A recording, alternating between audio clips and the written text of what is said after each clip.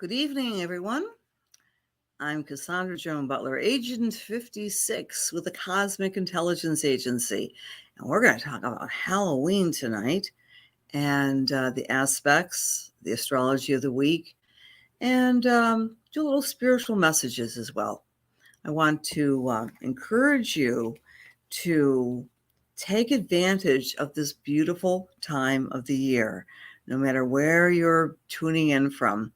We are approaching the 31st and the 1st, which, of course, in various cultures around the world, it's considered to be the time when the veil is thinner between the worlds and the worlds of living and the not living, living and dead. So we're going to be talking a little bit about that tonight. Does anyone love this time of year? Guilty as charged. I love this time of year. Well, it kind of helps my birthday is around the corner too. You know, being a Scorpio and growing up, I kind of confused Halloween celebrations with my birthday. You know, the black and orange decor, shall we say. Well, in any case, welcome everybody. Some people really like this time of year. Favorite time of the year, says Liz.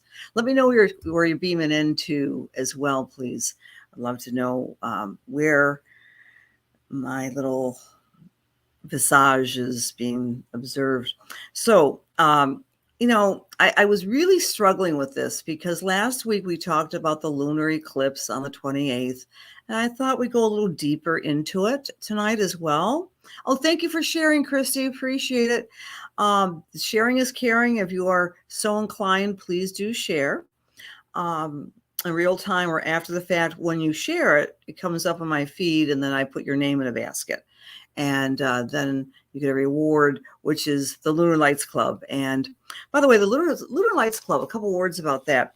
It's an opportunity for you to learn astrology, because every month you receive a personalized calendar with all the aspects on it, and you get a horoscope for you based on the astrology to your chart. It's personalized tools, and you get 2 videos, which explains the 2 main phases of our lunations, which of course are the new moon and the full moon.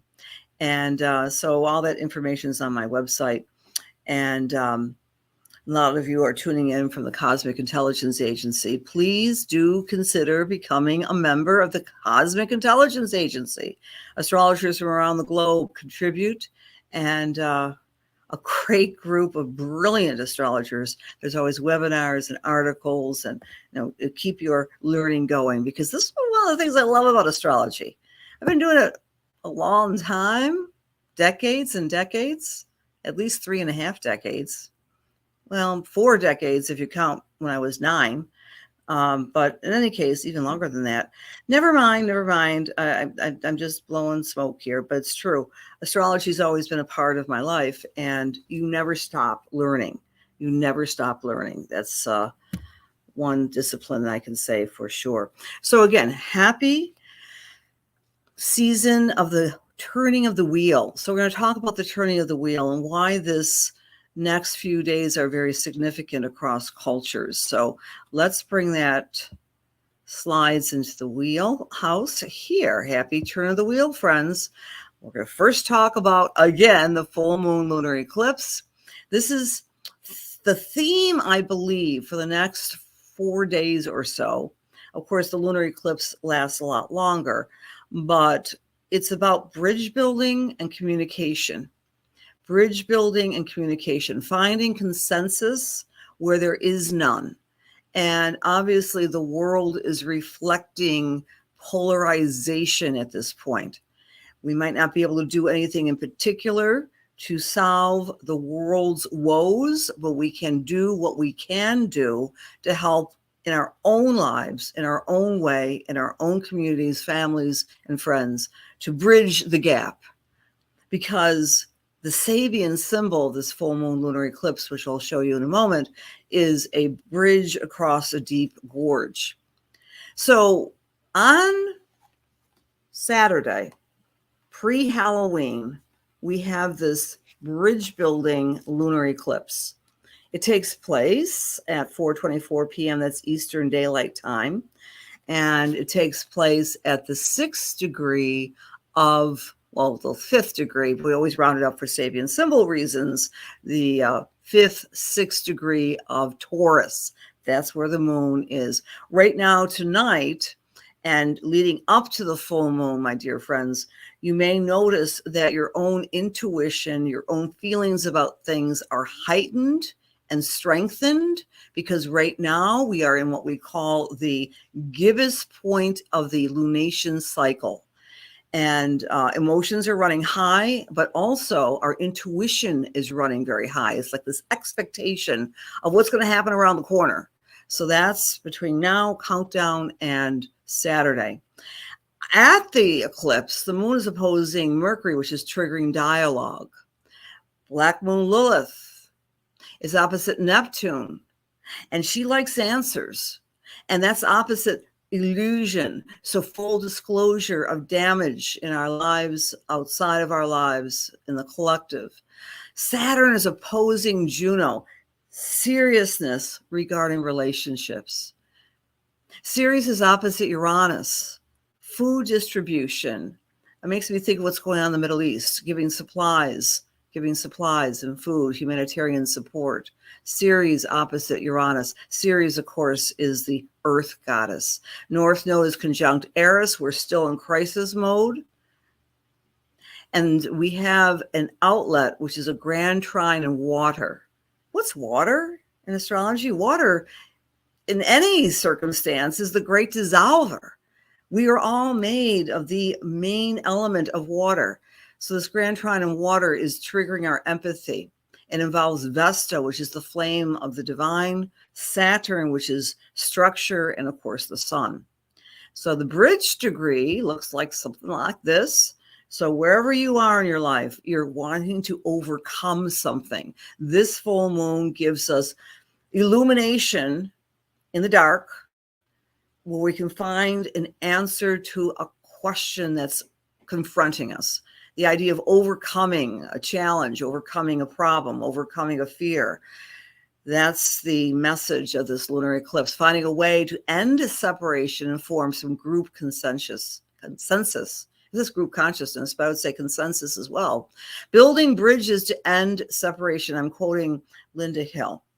Following a catastrophic setback, it can feel like the earth has opened up to swallow us. The best way to counteract the sense of separation and dissolution is to engage in challenging a community project that gives proof of our involvement and the importance in life. So it's a bridge building lunar eclipse. So I'm putting this together in my mind because this is the bridge building time of the year once we hit Halloween and once we hit the November 1st, because that's a cross-quarter day, friends. And I'm going to try to pronounce this without problems here. Happy Samhain. Samhain. It's not Samhain. Sometimes I think I may have said Samhain, but the ancient Celtic holiday is spelled Samhain, a Celtic cross-quarter day. In pagan circles, in rural cultures, this in-between time between fall and winter is called a cross-quarter day. Its reflection is in Beltane, which is on May 1st. So there are certain times during the year when the ancient people and people today, this person at least, believes the veil is thinner, when we can reach out and cross bridges to the people on the other side of life. So this is the chart for Halloween. I did a 12 noon, no, in between. I just wanted to suggest to you that on Halloween of 2023, post-eclipse, post-lunar eclipse, we have a day full of inconjuncts. We have the moon inconjuncting the sun. We have the moon inconjuncting Mars. We have the moon inconjuncting Mercury. Wow. What's an inconjunct? An inconjunct is irreconcilable differences that can't be met easily. This is very much a trickster Halloween. Plus, the moon is in Gemini, which of course is the trickster. So this is a highly surprising type of Halloween for all involved, a playful, unusual Halloween, no matter how you might celebrate. Remember, the ancient term is Samhain, and that represents the cross-quarter day in between the harvest and the snows of winter. Across the world, this is a very powerful, sacred time. This is a picture of Mexico, and they make reverence. They go to the cemeteries. They bring food and candles and prayers to their ancestors, very famously called the Day of the Dead, and many, not just Mexico, but many Latin American countries. All right, so that's another way of celebrating this in-between time. And then we also have in the Christian tradition, and this is something I when I was doing my research, I thought, oh yeah, I wasn't quite sure about this, but now I do know about this. November 1 is called All Saints Day. November 2 is called All Souls Day. And there is a difference according to this tradition. All Saints Day is celebrated by the Roman Church and other churches on November 1st. It's honoring church members believed to have gone to heaven. And then the rest of us, we pray on November 2, commemorating anyone who has died and to help their soul. I love the tradition of praying for others. This world needs prayers, and the world next needs prayers as well. Intercessions can cleanse those departed souls. So however you celebrate this cross-quarter time, and it's all under the guise of Scorpio, right? Scorpio rules death and transformation. Of course, we would have these celebrations during this time of the year, because Scorpio is the great transformation energy that rules, among other things, death and dying. All right. Okay, I'm glad people are mentioning, you were there in Mexico, Kristen? Oh, how wonderful. Was it beautiful? Fabulous. How are people celebrating? Oh, okay. A lot of people are talking about some of their spirit loved ones. You feel the veil is getting thinner. Yes. Namaste to you too. Love this time of year. Thank you for the birthday greetings. Thank you, Shirley. Okay. Good evening. Is your birthday today? Is it pronounced Arm Evers? Well, however it's pronounced, happy birthday. Okay, awesome. Here's a little service to you. All right. I might not get to it right away, but I'm pretty generous with my time for you, because I really appreciate you all. But if it's your birthday, send me a personal PM. That's a PM. Send me a PM with your birth information. I'll send you a solar return chart. Now, of course, you can always book with me and I'll interpret it for you, but I'll make sure you have a solar return chart. What's a solar return chart? A solar return chart, friends, is when you cast a chart for the exact time the sun in the sky returns to where it was when you were born, right? So that sometimes means that your solar return chart might not be on the day of your birthday, right? So if you're born on a particular day, sometimes your solar return chart's on the day before, the day after, but it sets a theme. It's another way of predicting or calculating what themes you're going to be dealing with until your next birthday, a solar return chart. That's another one of our tools in our toolbox. So Arm, please give me a PM with your birth data.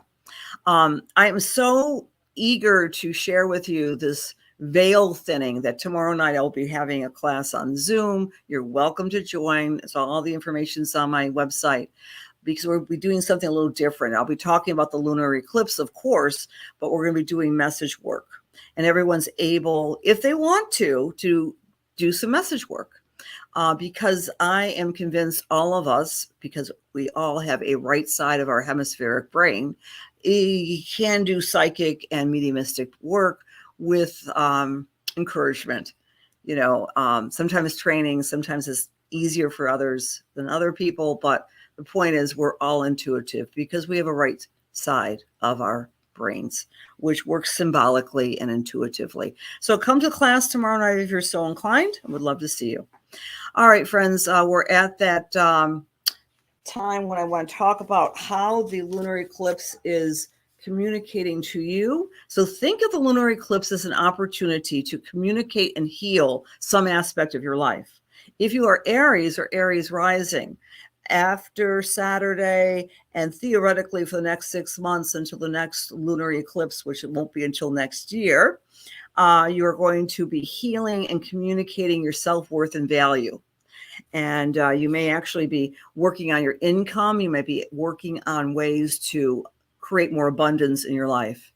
If you're Taurus or Taurus rising, this lunar eclipse at 6 degrees of Taurus is activating your sense of self.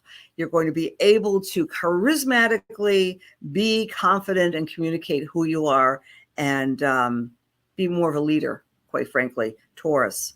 For Gemini, you might be communicating and healing your vulnerabilities and your fears, letting them go over the next 6 months, but this full moon will help trigger that for you. For Cancer or Cancer rising, it's about your friends, your groups, your associations, communicating with them, sharing with them, and building stronger social structures. For Leo or Leo rising, the full moon is activating your sense of leadership and career and taking the reins and being very bold and confident in the outer world. For Virgo, you're communicating your wisdom, you're communicating your reflection, Virgo, and sharing that with other people. For Libra or Libra rising, it's about communicating and standing in your inner power, believing in your ability to psychologically, spiritually help heal others and to be helpful in your own power, because power shared is true power. Helping others, but therefore empowering yourself. For Scorpio, you're able to communicate more clearly with your partner or partners, and that's going to help you in the next 6 months. This full moon lunar eclipse is the last time we're in Scorpio and Taurus for 18 years. So this is Scorpio's time to really make a difference with whom they want to BFF with. You like that? Is that a verb? Who their best friends are. That's what I meant. Sagittarius, if you are wanting to do some health improvements in your life, you can communicate that to other people, communicate it to yourself, and work harder on your physical self and your routine. For our Capricorn friends, play, and more play. Touch in with your inner muse, communicate with your inner self, and have some more fun. That is what the lunar eclipse is doing for you, Caps. For Aquarius, it's your family. That, goodness, where did I go? That was weird. I'm back. For us, I must have an unsteady internet. I'm here, I'm everywhere. So for family, the Aquarian people are going to be activated by this full moon lunar eclipse. For Pisces, talk and communicate and heal your siblings and your neighbors. That one's for you, Pisces. And also heal that inner dialogue, that inner judgment, that inner criticism, please, Pisces. No negativity. All right, we're going to be doing some spiritual message work now. And please, if you want to try that, come class tomorrow night. I will gently lead you, and everyone who comes to class, of course, will get a spiritual message as well. Dear God, please allow me to serve. Please allow my words be filled with love, light, truth, inspiration, and healing for the highest and best. So we align ourselves with the Holy Spirit. Amen. So the first person I'm going to, before I do that, I got to pick a winner of the Sharing is Caring contest. I almost forgot. Okay. I got a bunch of names here, and the names grow and they evolve. And Carmela Zimmerman. Carmela, are you in the room tonight? Congratulations, sweetie. I'll be sending you a video on the full moon and your personal tools. And if I don't have your information in my data bank, I'll need that from you so you can PM me. All right. I said my prayer. I'm here. I'm there. I'm everywhere. Let's pick someone. Okay. Um, I would like to do a message from Miss Mary Russo. Mary Russo, Mary Russo, Mary Russo. The first thing that's coming to mind, Mary, is the family of origin. All right. So I want to go back. I have no idea how old you are. I have no idea anything really about you except to say this. I'm seeing you in, I guess, decades ago. I guess you're older than 20. So I want to go back years. And I'm seeing you with a family that is celebrating Halloween and the costumes and everything else. But there's a little bit of a bumpy energy in the home. As there is with every home, but this, some Halloween many years ago, there was some loss, or there was some, this is a bittersweet holiday for you, Mary, is what I'm trying to say. There may have been the passing of a relative in that time frame, a week or two from Halloween, when you were very little. I want to say about 10, 12 years of age. And I believe this was a grandparent who passed. And I'm getting a message for you from this grandparent or great grandparent. It's a female who, she was very fragile at the end of her life. She really fought. She really tried to maintain her health and her life. She fought a valiant fight, and because she just loved the family. She was one of those inclusive, loving individuals. And she's saying that she's still sending love to you and to the family forever, because she's the type of person that was very spiritual, very prayerful. And she knows that you have some of those traits as well. But sometimes in the past, I want to say, okay, I don't know, we have Scorpio or Taurus in your chart, Mary, but I would say, if you know astrology, look to where Scorpio and Taurus is in your chart, because that area of your chart, if you know astrology, has been kind of like a seesaw in the past 6 months, especially. At times, you may have even lost a little bit of faith or some hope. And she's saying, get back to center line. Do what it takes to keep yourself balanced, and you know what you have to do. Again, this grandmotherly energy is saying that, because she's saying the wisdom that comes with every passing year makes us less frantic about what we have to face ahead. And she's saying that you have inherited a lot of her wisdom, but she wants to just give you a little bit of a hug and an encouragement that you know what to do from some of the disappointments back in May of this past year. And I'll leave that with God's blessings to you, dear Mary. Alrighty, so I hope that resonates with you. I'm going to do another read here. And I'm with you, Kristen Myers DeSanto. As I'm talking to you tonight, Kristen, I'm very aware of a community involvement, Kristen. I'm not sure if this is with your neighborhood or with a group or a club or a school, that you have multiple groups and you're always kind of volunteering and being busy in the community and various community streams, right? And Spirit is saying that it's okay at the end of this big event that's coming up at the end of this year for you to bow out because of your very generous way of contributing. Sometimes we have to take a break and then spend a little bit more time in reflection as we have January starts. And what comes to mind is Pluto and Aquarius. It's almost like you've been overreaching, overdoing for groups and friends.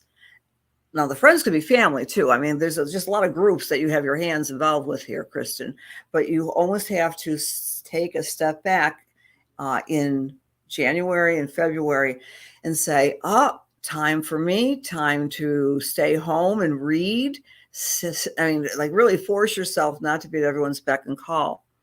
In terms of people that I'm picking up with for you, I'm getting a gentleman, and he passed relatively early in his life. I would say somewhere between 30 and 40 years of age, very handsome, dark hair, tall, kind of chiseled.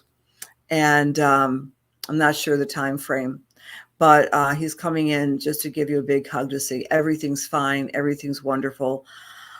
I'm doing fine. I'm doing great. And he's giving you a lot of love because you were always very patient. You were a great listener to him. I don't know what the relationship is, but he wants you to know that, Kristen. So I leave that with God's blessings. Okay.